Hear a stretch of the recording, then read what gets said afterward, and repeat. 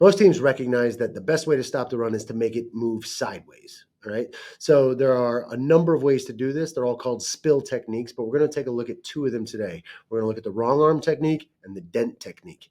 Let's film study. All right, here we go. Eagles versus Giants. We're going to take a look down here at Bryce Huff, number 0, right here at the end, okay? He's going to use what's called a wrong arm technique to spill this ball outside. Take a look. This is probably the most traditional, longest used technique in order to spill the ball outside. It's starting to fall out of favor with a lot of coaches, but it's still very good if you execute it properly. And here's how to execute it properly. Watch how Huff, once he gets to the inside hip of the puller here, okay, watch, he squeezes down with the tackle. Now, once he gets to the inside hip of the puller, he's going to work into that hip and then push it up the field. Watch. Boom, that's the wrong arm part right now. Now he's going to work up the field. Watch how he turns his body up the field, gets his hands on the ball carrier. Okay, there's 2 things. It gives him an opportunity to stay alive in the play.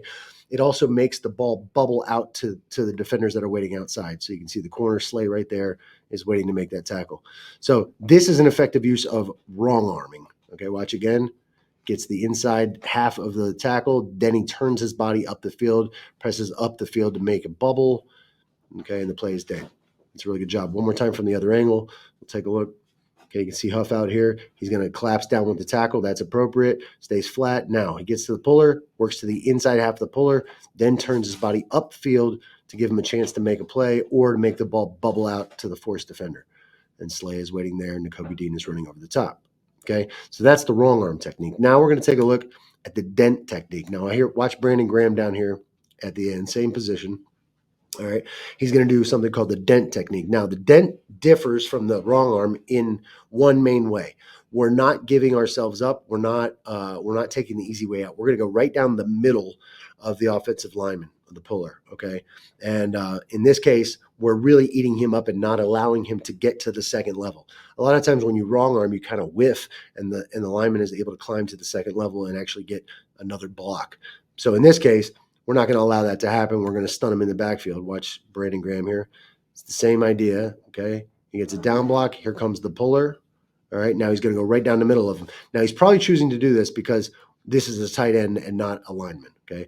But right down the middle of him, presses him away. Then he slides to the inside and still effectively takes that inside gap, okay? So this would still be a spill technique or a spill concept, right, using a dent technique as opposed to the wrong arm technique.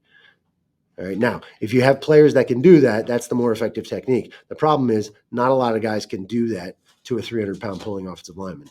Brandon Graham can do that to a tight end coming across, but it's a lot different proposition when you're talking about a 300-pound lineman who's barreling down on you. Let's see it one more time from the other angle. Here comes the tight end across. Graham gets into him, presses him away, then works to the inside. That's the dent technique. And, of course, Brandon Graham is a master at that. All right, so 2 ways to spill the ball, the dent technique and the wrong arm. Neither is wrong. They can both be right as long as they're executed properly. Until next time.